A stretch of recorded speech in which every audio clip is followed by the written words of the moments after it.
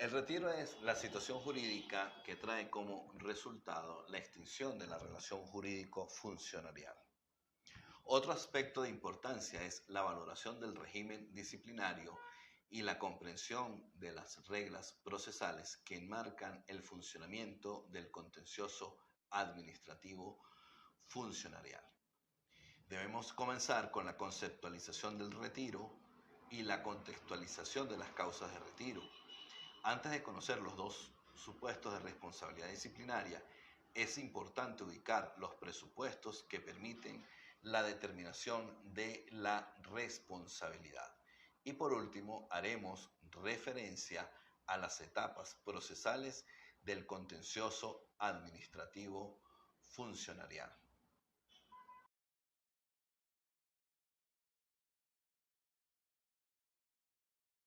Conceptualización del retiro. Es la fase final de la relación de servicio en la función pública. Con la finalidad de evitar que se incurra en arbitrariedades, la ley establece de forma taxativa las causas de cesación de las funciones. El bloque de legalidad aplicable está conformado por la Ley del Estatuto de la Función Pública, el Reglamento General de la Ley de Carrera Administrativa y la Ley Orgánica del Trabajo, los trabajadores y las trabajadoras. En el artículo 78 de la Ley del Estatuto se establecen taxativamente las causas de retiro: por renuncia escrita del funcionario debidamente aceptada, por pérdida de la nacionalidad, por interdicción civil, por jubilación y por invalidez de conformidad con la ley, por reducción de personal debido a limitaciones financieras, cambios en la organización administrativa, razones técnicas o la supresión de una dirección, división o unidad administrativa del órgano o ente. La reducción de personal será autorizada por el presidente de la República en Consejo de Ministros, por los consejos legislativos en los estados o por los consejos municipales, por estar incurso en causal de destitución y por cualquier otra causa prevista en la presente ley.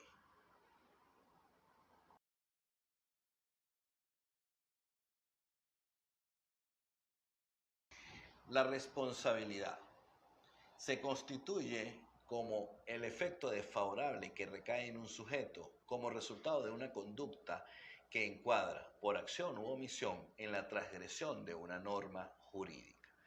Ahora, ¿cómo se materializa esta responsabilidad? Tenemos, por un lado, la pena corporal, responsabilidad penal; por otro lado, la pena económica, responsabilidad civil; por otro lado, la sanción, responsabilidad disciplinaria; y la pena con incidencia en la función pública, responsabilidad administrativa. Con relación a la jerarquización de la responsabilidad, no puede alegarse la violación del debido proceso si existen distintos procesos en curso para la determinación de algún tipo de responsabilidad. En materia de función pública, los funcionarios públicos a título personal también pueden ser responsables por sus faltas cometidas en el ejercicio de la función pública. El fundamento constitucional lo encontramos en el artículo 25, en el numeral cuarto del artículo 46, 139 y 141 del texto constitucional. Presupuestos para la determinación de la responsabilidad. Tenemos tres condiciones: la imputabilidad. El daño debe ser atribuido a las actuaciones formales o materiales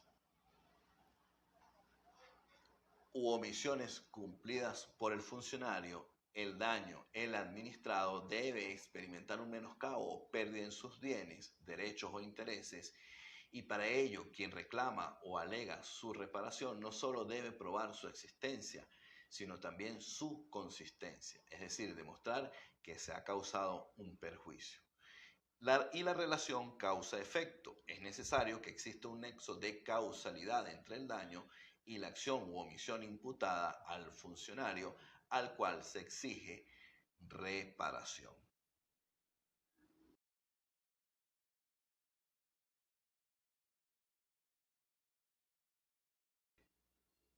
El régimen disciplinario en materia de función pública. ¿Cómo se delimita? Cuando cualquier particular, incluido el funcionario público, viola los deberes generales de carácter administrativo, se está en presencia de la responsabilidad administrativa. Pero cuando la violación es hecha por quien está subordinado a la administración en virtud de una relación o vínculo de servicio, se está en presencia de la responsabilidad disciplinaria. Ahora, ¿en qué consiste la extensibilidad de responsabilidad? De acuerdo con lo dispuesto en el artículo 80 de la Ley del Estatuto de la Función Pública, existirá responsabilidad en aquellos casos en que se renuncie, disminuya o comprometa sus competencias de dirección o de gestión en la función pública. Por otro lado, tenemos la obligatoriedad de sancionar y la encontramos en el segundo párrafo del artículo 79 de la Ley del Estatuto de la Función Pública. Y se reafirma que el funcionario que tiene la obligación de sancionar y no lo hiciere, deberá ser sancionado por la autoridad competente. Esta obligación deriva de los deberes que impone el cargo. Y es como siempre lo he manifestado, quien no controla en sede administrativa, lo controla. El rol del Ministerio Público se encuentra consagrado en el artículo 81 de la Ley del Estatuto de la Función Pública, sin menoscabo de los derechos y acciones que le correspondan a los particulares y a otros funcionarios. Y en cuanto a estos aspectos generales, por último tenemos el lapso de prescripción. Por un lado, lo ubicamos para la amonestación, el contenido del artículo 87, y para la destitución, el contenido del artículo 88 de la Ley del Estatuto de la Función Pública.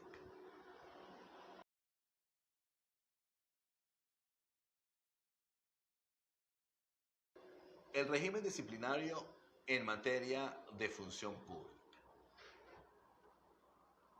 Tenemos las sanciones disciplinarias. En el sistema de responsabilidad disciplinaria tenemos por un lado la amonestación escrita y por otro lado la destitución. Las causales de amonestación están consagradas en el artículo 83 de la Ley del Estatuto de la Función Pública, mientras que las causales de destitución están consagradas en el artículo 86 del mencionado instrumento jurídico. Como supuestos de amonestación escrita encontramos negligencia en el cumplimiento de los deberes inherentes al cargo, perjuicio material causado por negligencia manifiesta a los bienes de la República, siempre que la gravedad del perjuicio no amerite su destitución, falta de atención debida al público, irrespeto a los superiores, subalternos o compañeros, inasistencia injustificada al trabajo durante 2 días hábiles dentro de un lapso de 30 días continuos, realizar campañas o propagandas de tipo político o proselitista, así como solicitar o recibir dinero u otros bienes para los mismos fines en los lugares de trabajo, recomendar a personas determinadas para obtener beneficios o ventajas en la función pública. En el procedimiento de amonestación se impone el debido proceso, la atribución de sanciones le corresponde al supervisor inmediato, debe haber una motivación del acto y debe expresamente hablarse, en el caso de procedencia, de la imposición de la amonestación. El íter procedimental será el siguiente. Configurado el hecho, se da la notificación al funcionario, la formulación de los alegatos, la elaboración del informe, la aplicación de la sanción. Ahora, como supuestos de destitución, la Ley del Estatuto de la Función Pública indica haber sido objeto de 3 amonestaciones escritas en el transcurso de 6 meses, el incumplimiento reiterado de los deberes inherentes al cargo o funciones encomendadas, la adopción de resoluciones, acuerdos o decisiones declarados manifiestamente ilegales por el órgano competente o que causen graves daños al interés público, al patrimonio de la administración pública o al de los ciudadanos o ciudadanas. Los funcionarios públicos que hayan coadyuvado en alguna forma en la adopción de tales decisiones estarán igualmente incursos en la presente causal. La desobediencia a las órdenes e instrucciones del supervisor o supervisora inmediato emitidas por éste en el ejercicio de sus competencias referidas a tareas del funcionario público, salvo que constituya una infracción manifiesta, clara e interminante de un precepto constitucional o legal. El incumplimiento de la obligación de atender los servicios mínimos acordados que hayan sido establecidos en caso de huelga, la falta de probidad, vías de hecho, injuria, insubordinación, conducta inmoral en el trabajo o acto lesivo al buen nombre o a los intereses del órgano o ente de la administración pública, la arbitrariedad en el uso de la autoridad que cause perjuicio a los subordinados o al servicio, el perjuicio material severo causado intencionalmente o por negligencia manifiesta al patrimonio de la República, el abandono injustificado al trabajo durante 3 días hábiles dentro del lapso de 30 días continuos, la condena penal o auto de responsabilidad administrativa dictado por la Contraloría General de la República, solicitar o recibir dinero o cualquier otro beneficio valiéndose de su condición de funcionario o funcionaria pública, la revelación de asuntos reservados, confidenciales o secretos de los cuales el funcionario o funcionaria tenga conocimiento por su condición de tal, tener participación por sí o interpuestas personas en firmas o sociedades que estén relacionadas con el respectivo órgano o ente, cuando estas relaciones estén vinculadas directa e indirectamente con el cargo que se desempeña, haber recibido 3 evaluaciones consecutivas de conformidad con lo previsto en el artículo 58 de la ley del estatuto. Este procedimiento debe aperturarse dentro de los 8 meses luego de tener conocimiento de la falta presuntamente cometida. Constituye la sanción disciplinaria más grave, más drástica, y supone la ruptura del vínculo funcionarial, la cesación de la relación de empleo público por parte de la administración ante una conducta o hecho del funcionario legalmente establecido como grave o lesivo a los intereses o la autoridad administrativa. El procedimiento de destitución es autónomo y no condicionado por la amonestación. Se impone igualmente el debido proceso. La atribución de inicio le corresponde al funcionario de mayor jerarquía de la unidad. La instrucción del expediente, corresponde a la unidad de recursos humanos. Debe formularse cargo posteriores a la notificación, debe existir un informe de la consultoría jurídica, debe haber una motivación del acto y la decisión de procedencia o improcedencia de la destitución.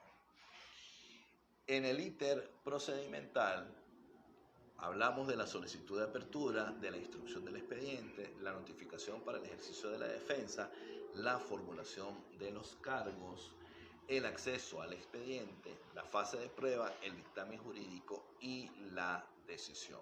Y cabe preguntarse, a pesar de que no está establecido taxativamente en la ley del Estatuto de la Función Pública, no existirá un procedimiento previo para iniciar el procedimiento de destitución conforme a las disposiciones de la ley del Estatuto de la Función Pública.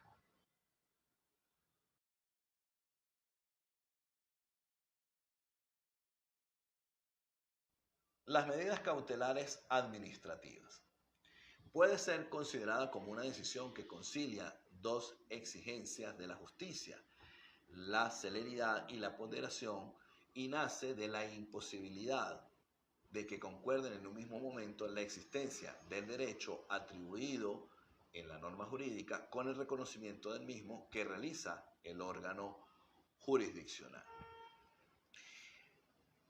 La eficacia jurídica de las medidas cautelares permite la suspensión en sus funciones de los funcionarios públicos investigados. Cuando la falta que se cometa sea de tal gravedad, importancia o naturaleza que la permanencia del presunto infractor en el desempeño de sus tareas sea incompatible con la buena marcha del servicio o de la propia investigación. Y estas medidas deben dictarse por resolución fundada en derecho, debiendo basarse en un juicio de razonabilidad acerca de la finalidad perseguida. Las clases de medidas cautelares tenemos por un lado la suspensión con goce de sueldo y la suspensión sin goce de sueldo. En la primera, de acuerdo con lo establecido en el artículo 90 de la Ley del Estatuto de la Función Pública, se podrá suspender el ejercicio del cargo cuando fuere conveniente para realizar una investigación judicial o administrativa. La duración será de 60 días continuos, mientras que en la segunda, si al funcionario se le ha dictado medida preventiva de privación de libertad, la suspensión será sin goce de sueldo.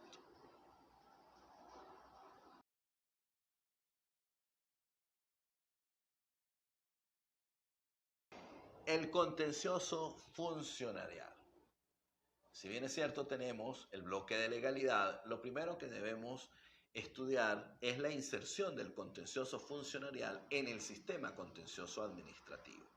El proceso contencioso funcionarial se tramita por las disposiciones de la ley del Estatuto de la Función Pública, conociendo la causa los órganos judiciales consagrados en la Ley Orgánica de la Jurisdicción Contencioso Administrativa a través del íter procedimental consagrado en la Ley del Estatuto de la Función Pública.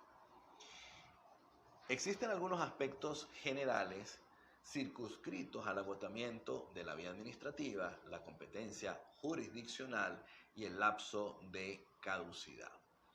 En cuanto al agotamiento de la vía administrativa, conforme al artículo 93 de la Ley del Estatuto de la Función Pública, los tribunales conocerán de las reclamaciones de los funcionarios o aspirantes a la función pública cuando consideren lesionados sus derechos por actos o hechos de la administración pública y la solicitud de nulidad de las cláusulas de las convenciones colectivas. Con relación a la competencia jurisdiccional, conforme al artículo 92 de la Ley del Estatuto de la Función Pública, los actos administrativos causan estado y contra ellos solo cabe el recurso contencioso administrativo funcionarial. Por último, el lapso de caducidad regulado en el artículo 34 solo podrá ser ejercido el recurso dentro de un lapso de 3 meses contados a partir del hecho o de la notificación del acto administrativo.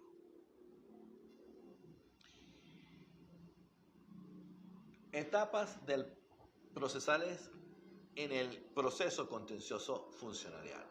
Tenemos la iniciación, tenemos la sustanciación, la sentencia y la ejecución. Con relación a la iniciación, las controversias que se suscitan con motivo de la aplicación de la presente ley se iniciarán a través del recurso contencioso administrativo funcionarial, el cual consiste en una querella escrita en la que el interesado o interesada deberá indicar en forma breve, inteligible y precisa la identificación del accionante y de la parte accionada, el acto administrativo, las cláusulas de la convención colectiva cuya nulidad se solicita o los hechos que afecten al accionante si tal fuera el caso. Las pretensiones pecuniarias si fuera el caso, las cuales deberá especificarse con la mayor claridad y alcance. Las razones y fundamentos de la pretensión, sin poder explanar a través de consideraciones doctrinales, los precedentes jurisprudenciales podrán alegarse solo si los mismos fueren claros y precisos y aplicables con exactitud a la situación del hecho planteada, y en ningún caso se transcribirá literalmente los artículos de los textos normativos ni las sentencias en su integridad. Los instrumentos en que se fundamenta la pretensión, esto es, aquellos de los cuales se derive inmediatamente el derecho deducido, estos instrumentos deberán producirse con la querella. El lugar donde deban practicarse las citaciones y notificaciones, el nombre y apellido del mandatario, si fuera el caso, y en este supuesto debe consignarse junto con la querella el poder correspondiente, cualquier otra circunstancia que de acuerdo con la naturaleza de la pretensión sea necesaria para poner en conocimiento del juez o jueza. Conforme a lo dispuesto en el artículo 96 de la Ley del Estatuto, las querellas que no cumplan los requisitos y condiciones legales serán devueltas al accionante dentro de los 3 días de despacho siguientes a su presentación a los fines de que sean reformuladas. El juez, en cualquier estado del proceso, podrá, a solicitud de parte, dictar medidas cautelares si considere que las mismas son necesarias para evitar perjuicios irreparables o de difícil reparación por la definitiva, tomando en consideración las circunstancias del caso. La sustanciación. Luego de presentada la querella. Esta será admitida dentro de los 2 días de despacho siguientes y el tribunal solicitará el expediente administrativo al procurador de la República, al procurador del Estado, al síndico procurador o al representante del Instituto Nacional, Estatal o Municipal. En esta misma oportunidad, el tribunal conminará a la parte accionada a dar contestación a la querella dentro de un plazo de 15 días de despacho a partir de su citación, la cual podrá tener lugar por oficio con aviso de recibo o por correo certificado. A la contestación de la querella se le van a aplicar las mismas disposiciones previstas para la querella en cuanto fuere posible, pero en ningún caso la contestación será devuelta. Todas las pretensiones de la parte accionante y las defensas de la accionada serán resueltas en la sentencia definitiva, dejando a salvo lo previsto en el artículo 98 respecto a la admisión de la querella. Si la parte accionada no diere contestación a la querella dentro del plazo previsto, la misma se entenderá contradicha en todas sus partes. En caso de que la parte accionada gozase de este privilegio, vencido el plazo de 15 días de despacho para la contestación, haya tenido o no lugar a la misma, el tribunal fijará uno de los 5 días de despacho siguiente, la hora para que tenga lugar la audiencia preliminar. En esta audiencia se pondrán de manifiesto a las partes los términos que en su concepto ha quedado trabada la litis. La parte podrá formular cualquier consideración, las cuales pueden ser acogidas por el juez. También el juez podrá preguntar a las partes a fines de aclarar cualquier situación. En esta audiencia no se discute derecho y se llaman las partes a conciliar. El juez podrá fijar una nueva oportunidad para la continuación de la audiencia preliminar y en un caso la intervención del juez en la audiencia dará lugar a su inhibición o recusación, pues se entiende que va a buscar un modo de solución de conflicto. De producirse la conciliación, se dará por concluido el proceso. La apertura del lapso probatorio debe hacerse en la audiencia preliminar y las partes dentro de los 5 días de despacho siguiente deberán acompañar las que no requieran evacuación. Vencido el lapso probatorio, el juez fijará uno de los 5 días de despacho siguientes para que tenga lugar la audiencia definitiva. El juez dispondrá de las potestades disciplinarias para asegurar el orden y la mejor celebración de la mencionada audiencia. Las partes harán uso de su derecho de palabra para defender sus posiciones y el tribunal puede fijar un lapso de duración para cada intervención. Las partes pueden hacer uso de su réplica para dilucidar algún aspecto de la controversia y el juez se retirará para estudiar su decisión definitiva, cuyo dispositivo será dictado en la misma audiencia definitiva, salvo que la complejidad del asunto exija que la misma sea dictada dentro de los 5 días de despacho siguientes a dicha audiencia. El juez dentro de los días de despacho siguientes dictará sentencia escrita sin narrativa y menos aún con transcripciones de actas, documentos, actos del proceso, citas doctrinales, precisando de forma clara, breve y concisa los extremos de la controversia, los motivos y derechos de la decisión, pronunciándose expresamente sobre cada uno de los extremos con fundamento en las pruebas aportadas, sin poder extender en su fallo consideraciones doctrinales o citas jurisprudenciales. Y por último, la ejecución de la sentencia estará regulada por las reglas contenidas en la Ley Orgánica de la Jurisdicción Contencioso Administrativa.